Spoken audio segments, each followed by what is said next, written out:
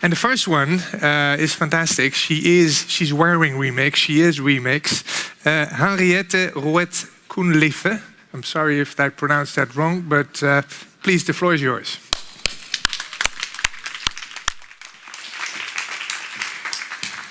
Thank you. Okay. Yes. Okay. The idea behind this talk is to show how working collaboratively with DIY culture can be mutually beneficial for both culture institutions and the DIY culture in question. I define DIY culture as a social world of people engaging in DIY activities, which can be anything from programming to knitting to gardening, done by a person with no formal education or training in this activity. The observations and points in the storyline that I'm going to present here today come from an analysis that I'm currently working on of Kolding Stadsarkiv's project, Aarhus Billeder, or Aarhus Pictures. This project began when Maria Wede went into the archive to check if these old boxes of photos could be thrown away, or if there was any metadata that made them valuable for outreach. Down in the archives, Maria uncovered some of the oldest portrait photographs taken in Denmark in the 1860s and 70s, along with meticulous records of the people in the boxes. Or the people in the photos, of course. The archive decided to clean and digitize these photos, and Maria began to blog about the process on Tumblr blog Aarhus Billeder. So they decided not to overcrowd the archive's otherwise very active Facebook page with the many photos, and instead to share these in larger and even more active DIY groups on Facebook. Now, 2 out of 3 of the groups that they chose were very large and established family history groups, who of course turned out to have a great interest in the photos of named people from the 1860s and 70s in Kolding. The first photos of identified family members began to show up in the collection, and this greatly motivated people in these groups to take an interest in the project. The archive began to ask for help reading the labels and identifying the people and gathering further information about them. And this is all things that family historians are brilliant at. Yes. And then the dead girl happened. Yes. And things spiraled out of control for a while. And across the country, people were discussing, was the girl in the middle dead on the photo, or was she not? And it was a time of unease for the archive, with ethical discussions of, how do we control this? Should we control this? In the end, they decided to let it run its own course. So now I'm analyzing this, and together with my student Eden, I'm coding the blog post and the comments from Facebook in an attempt to try and understand the connection between how the archive shared the material, how genealogists contribute information, and how the public engages with said material.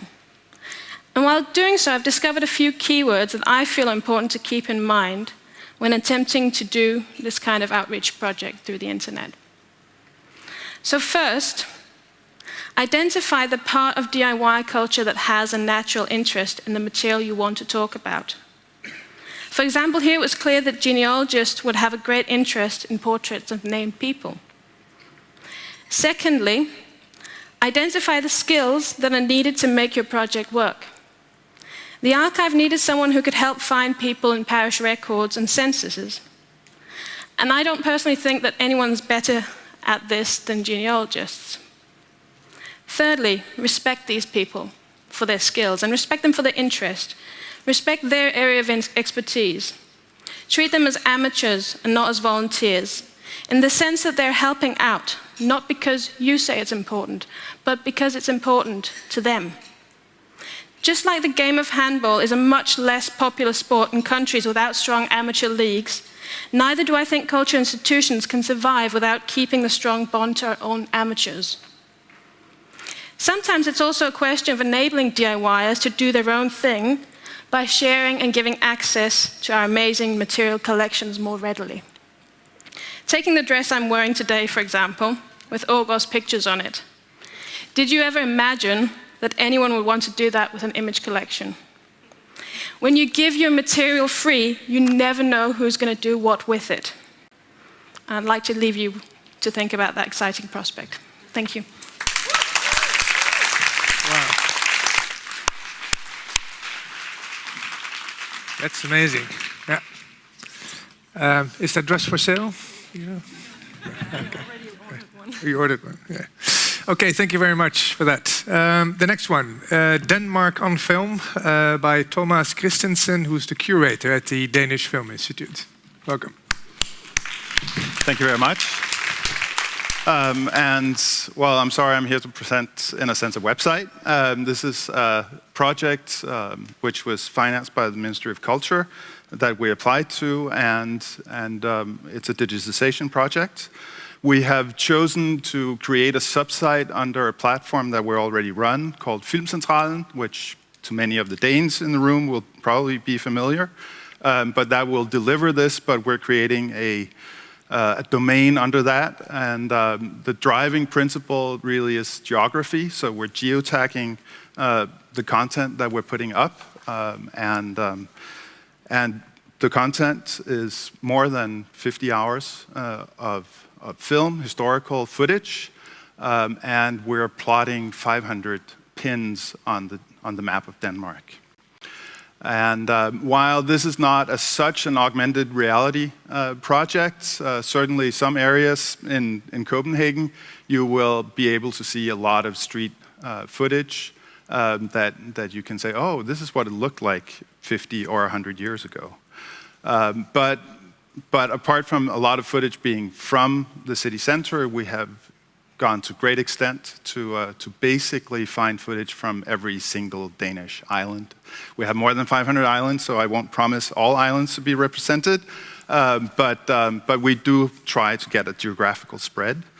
Some of the footage seems surreally relevant today when you browse through it. Here, a school that's being appropriated for refugees. More than 50 years ago. Apart from the map, we also have provided a lot of keywords, and thank you, Lisbeth and Maria, for doing that. A lot of work has gone into that. We have a lot of keywords in here, so that you can both use the map, of course, and then you can also use the keywords to access and browse, get a browse feature for the content that is there. We do sort of make a first stab at crowdsourcing here. So we do open up that users can help us identify places and people in the clips. And I would say that, of course, you can share your favorites on Facebook. That's kind of so 2007, I guess, when it comes to portals. But a feature that we've developed specifically for this project is that you can create your own clips. So you can go into the material that we've uploaded and create the clip of exactly what you want to has your interest. If you, for instance, have a great interest in dogs or beer, you can take clips from all of the films that we have up there and make your own playlist and share your favorite clips. And you can take the embed code and use it on your own WordPress or website. And in that sense, the footage does need to play from our server. That has the benefit that it will play on all the major mobile platforms as well. But really, we want users to explore, engage, and share their heritage. We have a few curated entry points.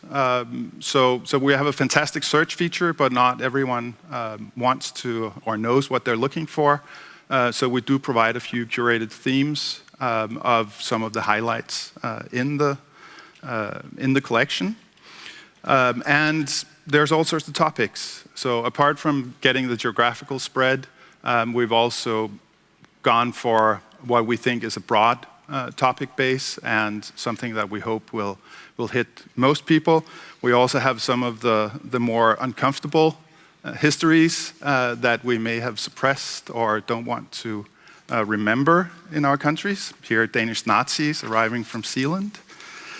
But really, we want the Danes to have this immediate access to their moving image heritage and share it, discuss it over the generations. So I hope that you're all excited about this. From October 29th, it will be live online, and I've heard today that the minister himself will come and open the site. So enjoy when it's on.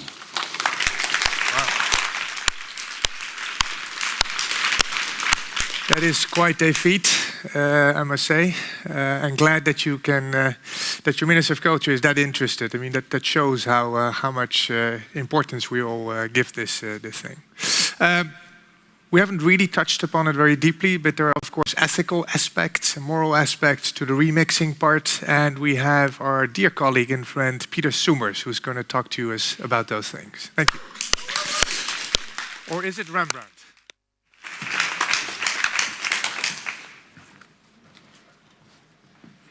For God's sake, what have you done with my famous artwork? Who is that chap? Oh, it is in the public domain. And because of that, everything is allowed. Are you kidding? You lovers of digital. Okay, also in the pre-digital area, my art got some strange reinterpretations. Remixing seems to be of all times. Well, I'm not Rembrandt, but I'll try to be his advocate. I want to focus on this question. Can the integrity of an artwork, protected by the Berne Convention, be violated by a remix of a digital copy? I'm not a lawyer, so on the legal point of view, I don't dare to say anything. But I will pose the question from an ethical point of view. I asked some artists and museums people what their opinion was about remixes like these. A small amount of them felt irritated. But as they said, reactions could be very different depending on the various cultural and religious circles people belong to. As we know, Copenhagen is not the best place for remixes touching the Prophet Muhammad. Europeana and Denmark's National Gallery, SMK, make statements and offer guidelines for proper use. I can quote here just one. Be culturally aware. If the work contains culturally sensitive elements, we urge you to be considerate and show discretion in your choices. Please be aware of whether your adjustments or usage of such elements may be offensive to other people or cultural communities. This is an aspect of the ethics of remixing. Be aware of the inner condition of the possible viewers. Seeing your remixes should not be soul-scarring for them. Building upon that term, soul-scarring, viewers obviously have a soul. Has an artwork a soul? People who are sensitive to artworks might talk about them as having a soul. Especially if a viewer has an emotional relationship with an artwork, remixes of that artwork might be in some cases soul-scarring. The art lover might even experience them as offending the soul of the artwork. And now we are not that far from the integrity as protected by the Berne Convention. But crossing my mind are only some guidelines like build something, do not merely destroy. If your primary purpose is fun, make it great fun. On the other hand, there are the souls of the persons who are remixing. Their souls, equipped with modern technology, are the source of ongoing creativity. As demonstrated in several projects of SMK, they are able to pour the soul of an artwork in new forms, adapted to modern visual languages, giving artworks from former times a voice that will be easier understood by people in modern daily life, building bridges between past and present. Sometimes the remixer wants to highlight a specific aspect of the artwork, or builds relations between several artworks, or expresses his own soul by means of them. Do we want to obstruct these persons? To conclude, is there an ethics of remixing? Yes. Did I succeed in defining clear criteria? No. Therefore, please remix my thoughts, build upon them, and make something better out of it. In the meantime, what do we answer Rembrandt? My guess? Artworks are like children. They will grow up and live their own life, influenced by other people, circumstances, and themselves. So, thank you, remix, hack, and build a better and more beautiful world.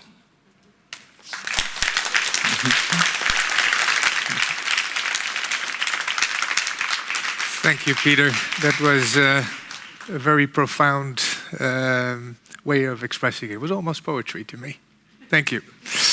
We're going to move on. The whole format here is to move on quickly. Lise Skytte Jakobsen from Aarhus University is going to talk to us about the next generation of remix, 3D. Please. Good afternoon.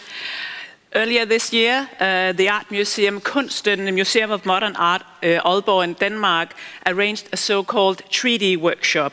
I'll introduce you to the workshop and sum up some of the experiences that were made there. During 8 days, museum users of all ages were invited to 3D scan, remix, and 3D print 2 sculptures from the museum collection.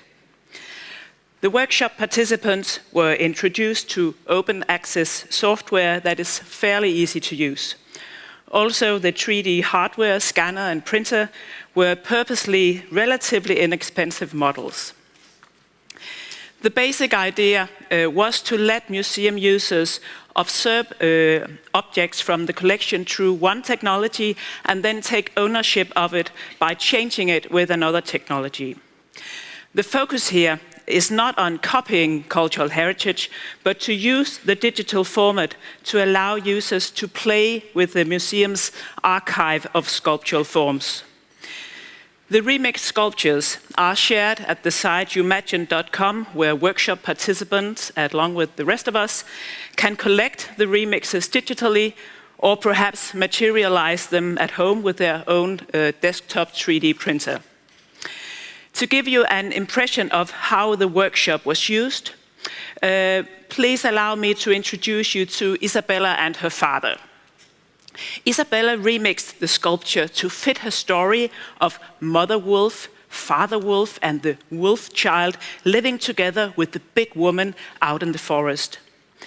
As the scene in the forest was a bit too complicated to 3D print, she instead used the online program Tinkercad to visualize this part of her fantasy. She can also choose to access her Tinkercad account from her home computer and continue the wolf role-playing game later. Isabella's father remixed the other sculpture to resemble a mountain-like landscape. That is how our back garden should look like, he told her daughter. But Daddy, we don't have a garden, she replied. No, not at the moment, said her father and continued, but someday we will. This example suggests, I think, that the digital 3D modeling situation supports an integration of, 1, a widespread familiar technology, namely doing something on a screen with a mouse, and 2, imagining and building something in 3 dimensions without being burdened with scale. In a 3D modeling program, a small-scale sculpture easily becomes a landscape or a wolf monument. The physical object is transformed into something where things take place, where stories unfold over time. Generally seen, my observations from this case study shows that 3D scanning, modeling and printing make users take ownership in relation to museum content and provide them with a tactile experience.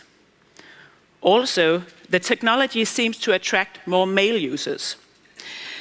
Finally, the 3D technology makes remixed versions of three-dimensional museum objects digitally spreadable.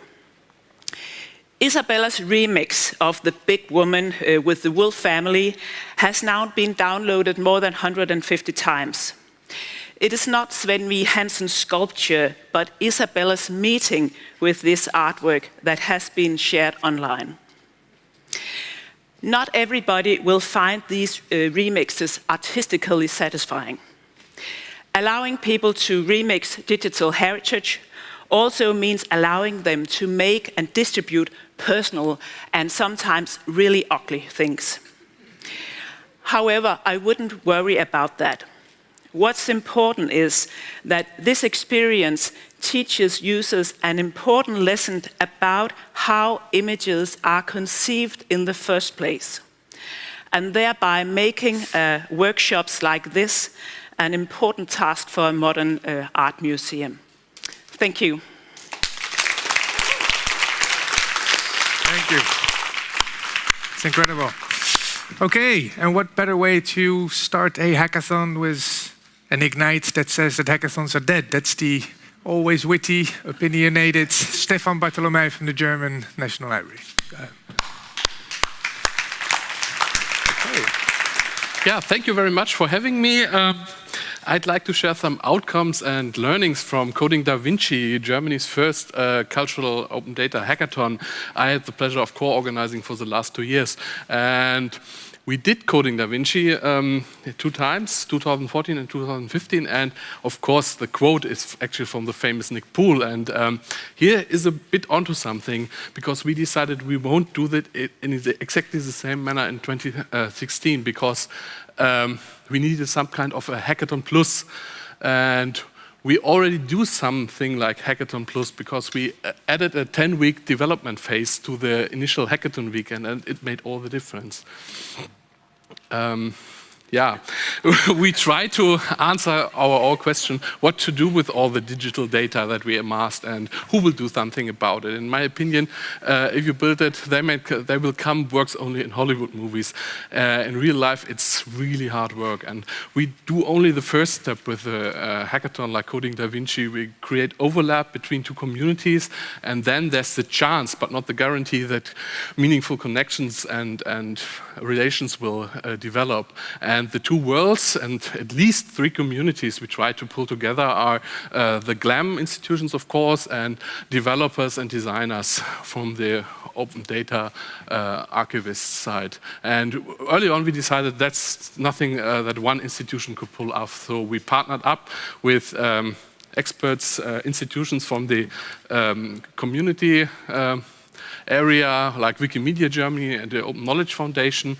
And from the GLAM side, it was the Berlin Digitization Center and us, the German Digital Library. And yeah, in the GLAM sector, we had quite a nice turnout.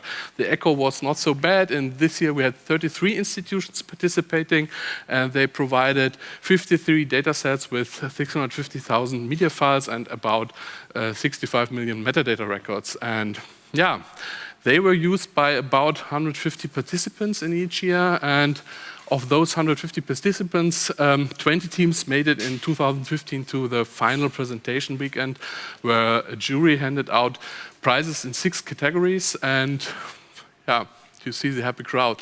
And it was amazing that half of the prizes were won by student teams, and this is an outcome of a serendipitous planning accident, because our 10-week development sprint randomly matched, luckily matched with the Berlin University summer term.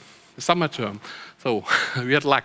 Yeah, one of the great apps that came out of Coding Da Vinci is Chirpy Clock. It's an alarm clock app that builds on the birdsong audio files provided by the Natural History Museum in Berlin. But it comes with a twist. It has a no snooze function. So to stop it, you have to pick the right bird out of a lineup of 4.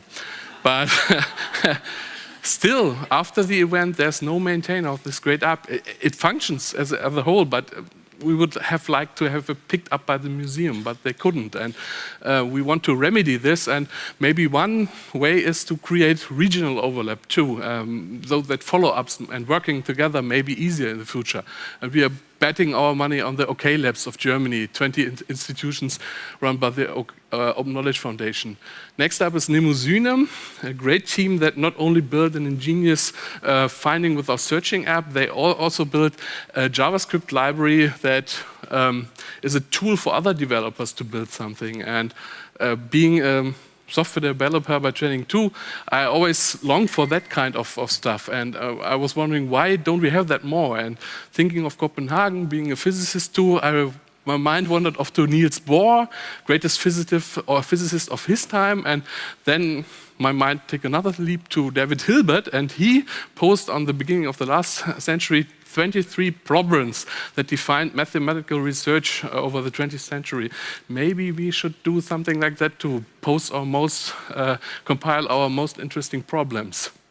Yeah, talking about interesting, the data set that attracted the most teams this year were punch card scrolls that were used to drive mechanical pianos in the 19th century. 4 teams were working on that, and one went one step further and thought about there was another device that worked with punch cards, the loom. And so they decided to transform the pattern into a beautiful scarf. And yeah, they want to take it into a business, and we as a group can't help with that. But we want to be able to answer that. We're looking for partners and for new ideas, and so we're in a cocooning phase, and hopefully we'll come back more beautifully, more powerful in 2017. Thank you very much.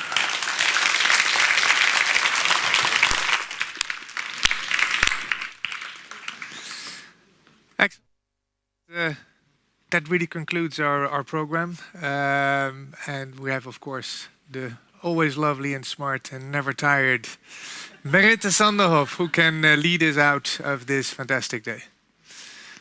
Thank you, Harry. Okay, it's been a long day. I'm not going to say much more.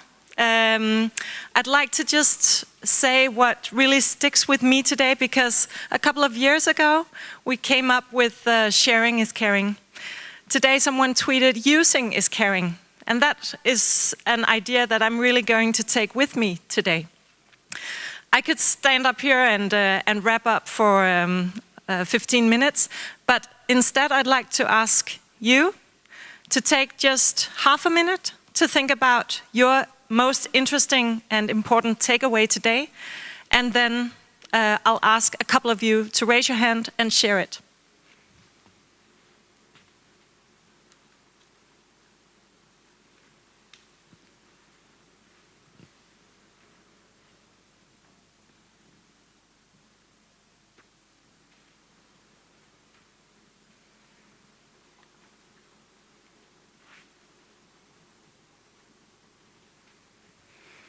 Okay, who has something to share?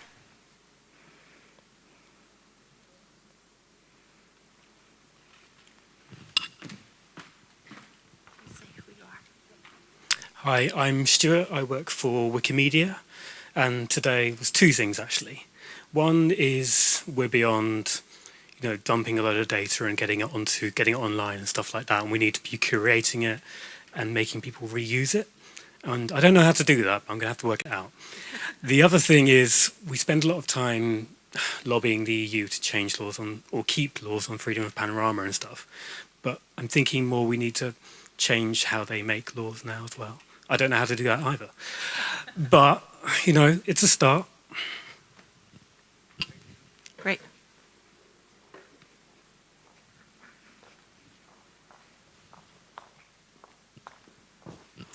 My name is Mette. I'm from DR, and I'm so happy to see you here, first of all. And thank you for a great day. I like to say that I met a wonderful woman from Scanpix today that I think we can actually do some business together. And I think that's very helpful. So thank you for that. Okay, so we've proven that sharing is caring is the place to network. Anyone else who wants to share takeaways?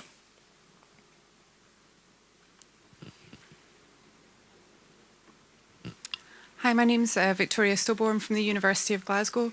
Just to pick up on the comments that have been made about copyright reform within the EU and also on a global level at the World Intellectual Property Organisation.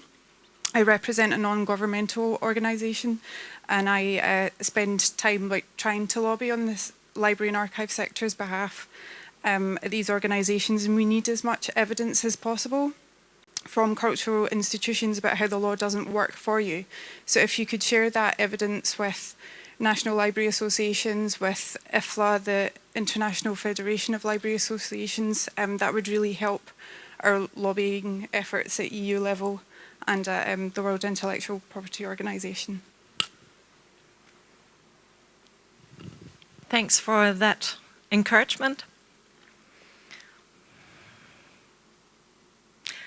I heard once at a conference that when you ask a question to an audience, you always have to give people 45 seconds to consider if you have something to say.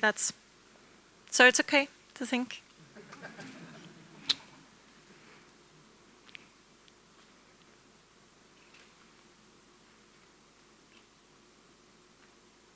Harry, do you have a final remark? A takeaway to share? I kind of like the silence, actually. The silence was beautiful. Well, what I got from today, I met an intern at a museum. I met a journalist. I met a real artist, as in the old school real artist who makes paintings. I met some really good people and a wide variety of people. And the whole sharing is caring idea, I think it's got a lot into it. Someone said today, caring for who? Is it caring for users? Is it caring for, can you articulate that? And to me, that's the big thing for this conference. Is I go to many of these, fortunately, because I like it. There's no place like this where you have as open and a genuine conversation about all the things that matter to us in such a wide variety. And my real takeaway is that you guys know how to throw a party here.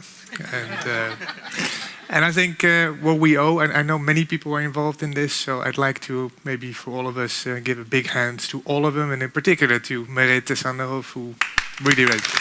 Thank you.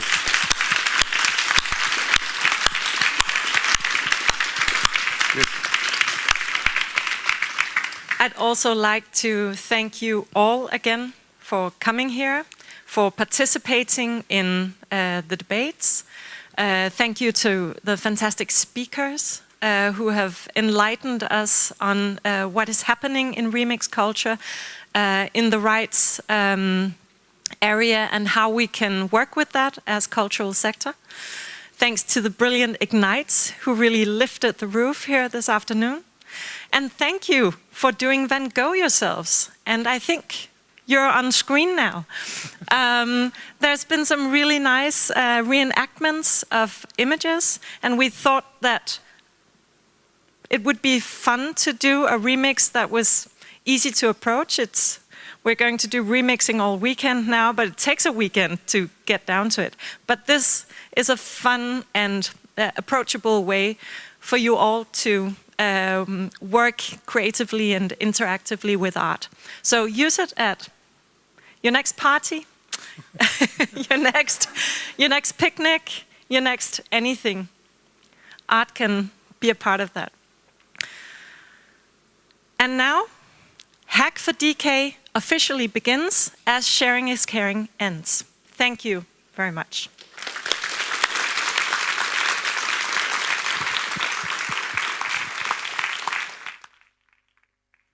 Hello, and I would like to welcome you to Hack for DK, those of you who are continuing. Thank you for sharing this caring and very inspiring day with great presentations and great talks. For the next 48 hours, we will continue by remixing, so we continue down this path and lobby by evidence, as somebody said. We will try not to violate any rights. and we will only do this with open data sets in creating prototypes. So those of you who are continuing in Hack4DK, please go down the stairs and down to Studio 4, and you will get further notice down there. So I'm looking so much forward to the next 2 days.